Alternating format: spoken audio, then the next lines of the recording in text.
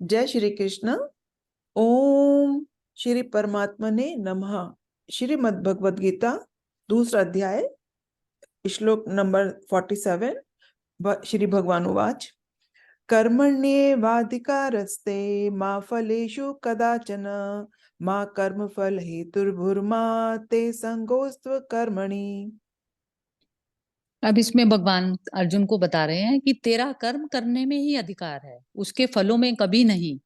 इसलिए तू कर्मों के फल का हेतु मत हो तथा तेरी कर्म ना करने में भी आसक्ति ना हो। अब इस समय ये जो भगवान कृष्ण उसको अर्जुन को बता रहे हैं ना, ये इसलिए बता रहे हैं कि वो कह रहे हैं कि अब जो ये स्थिति आ गई है तेरे सामने, जो युद्ध की स्थिति आ गई है, तो तू इस समय जो अपना बेस्ट कर सकता है 100% लगाकर, तो तू वो कर।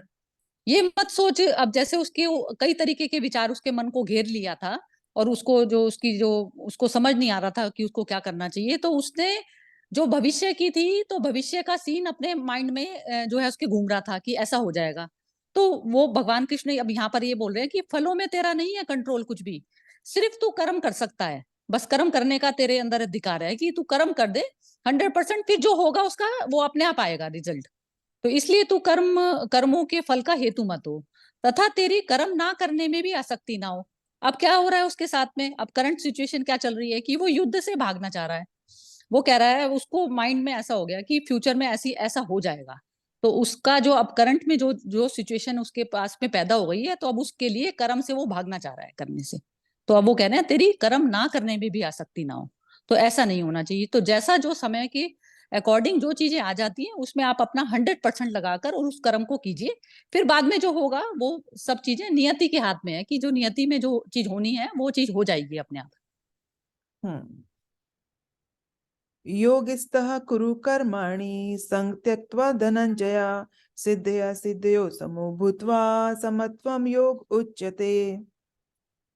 हे धनंजय, तू आसक्ति को त्याग कर तथा सिद्धि और असिद्धि में समान बुद्धि वाला होकर योग में स्थित हुआ कर्तव्य कर्मों को कर। समत्व ही योग कहलाता है।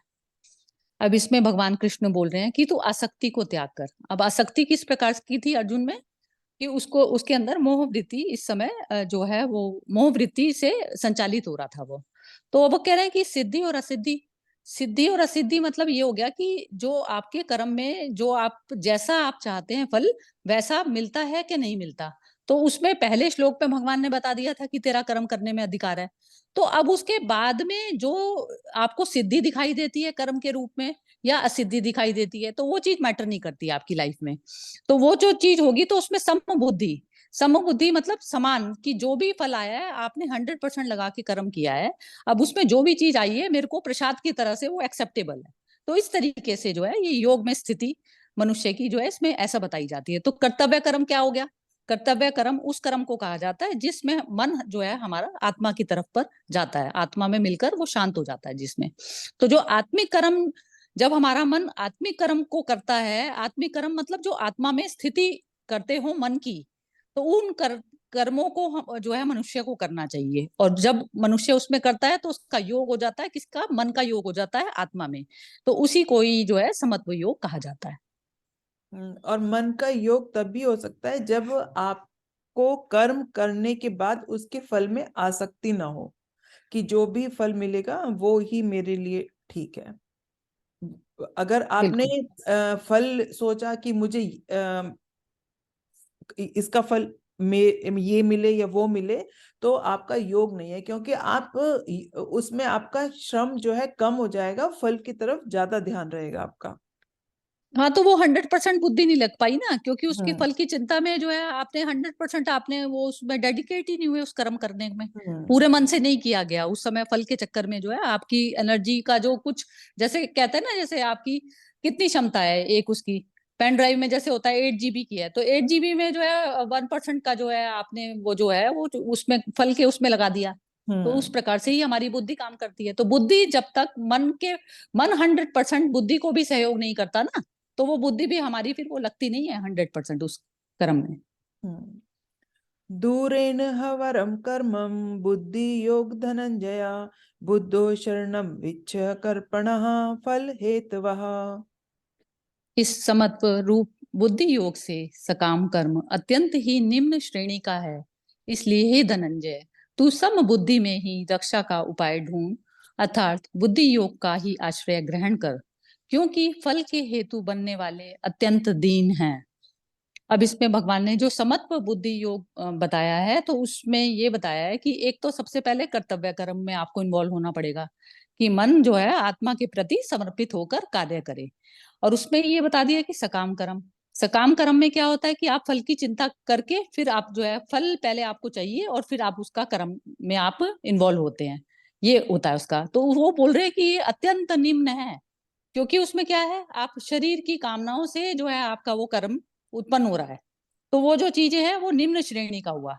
और वो कह रहे हैं कि जो फल के हेतु, जो फल के कारण जो कर्म करते हैं वो अत्यंत दीन है। सबसे निम्न श्रेणी के लोग बताए गए हैं जो सकाम कर्म करते हैं। तो इस प्रकार से समत्व बुद्धि योग में स्थिति मनुष्य की तभी हो सकती है जब 100% मन जो है आत्मा में समर्पित होकर जब कर्म किया जाता है, तब वो समत्व बुद्धि योग होता है वो।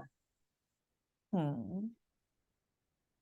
बुद्धि योग तो जहाती ही उबे सुकृत दुष्कृते तस्माद्योगाय युजस्व योगा कर्मसु कौशलम।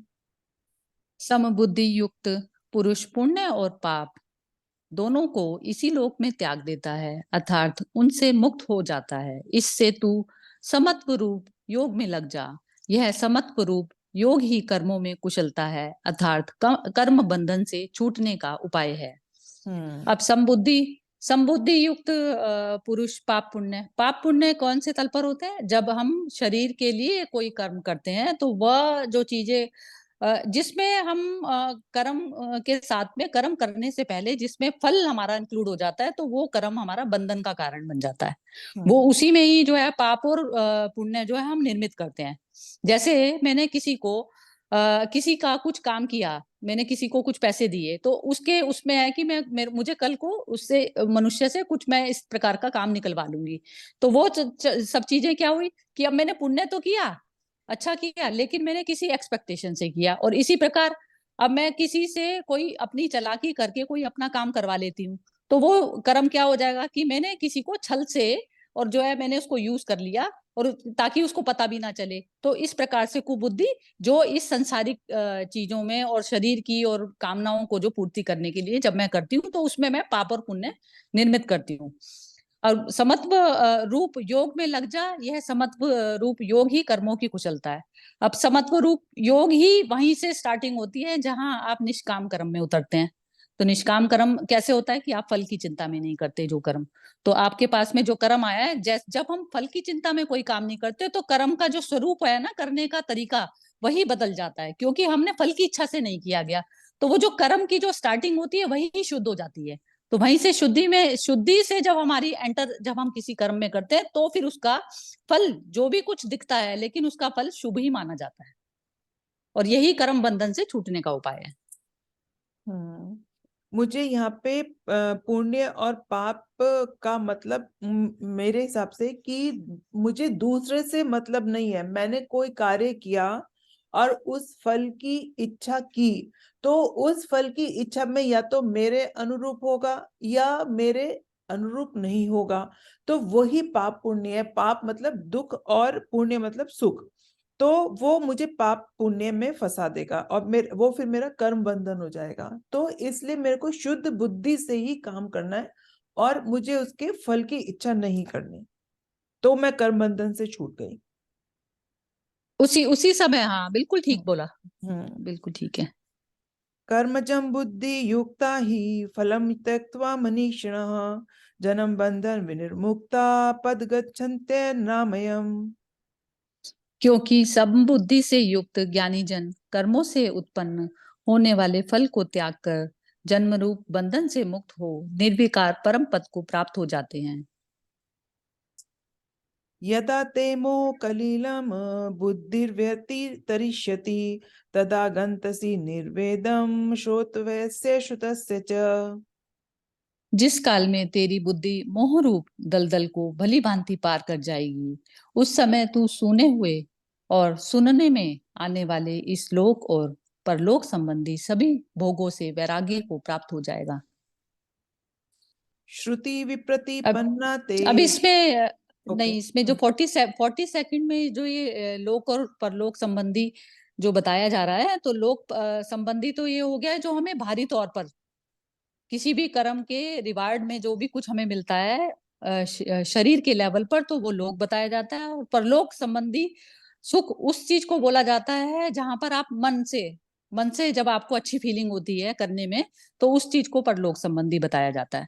और उसमें ये बोल रहे हैं कि जब तेरा लोक और परलोक संबंधी दोनों से ही जब आप मुक्त हो जाते हैं, कि ना तो आपको शरीर का सुख चाहिए और ना ही मन के उससे, तो फिर आपकी बुद्धि वैराग्य में स्थित हो गई।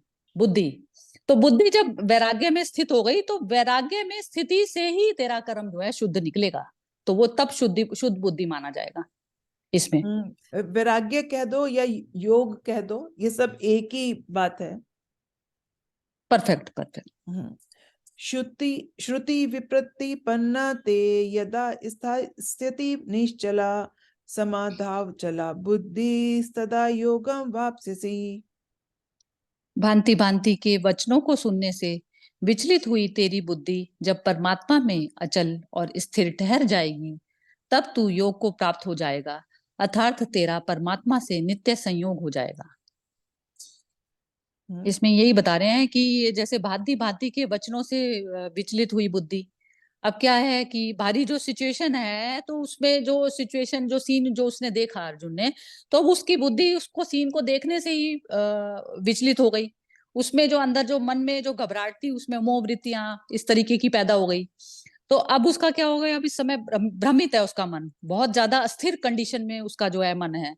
अब माइंड को शांत करना, अब उसको माइंड को शांत करना है। अब उसका माइंड कैसे शांत होगा, जब परमात्मा में अचल स्थिर, मतलब जब मन पर हमारी जब वृत्तियों की कैद में जब हमारी चेतना आ जाती है, तो वो घुटन महसूस करने लग जाती है उसके अंदर।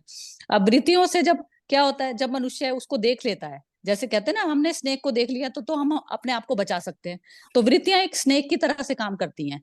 तो उसने देख लिया, तो अब वो क्या करेगा, अब उसको मोह का जो वृत्ति है, थोड़ी सी देर के लिए उसको साइड में रखकर फिर वो क्लैरिटी से सोचेगा, उस पे मनन चिंतन करेगा कि जो मुझे शांति में स्थापित होने के लिए, मन को शांति में कैसे मैं स्थापित हो सकता हूँ। तो उसको वृत्तियों से अपने आप को मुक्त करेगा, और तब वो योग में स्थित हो गया। अब योग में स्थित होने पर मनुष्य को स्वयं ही समझ आ जाता है कि अब उसको क्या करना चाहिए और क्या नहीं करना चाहिए।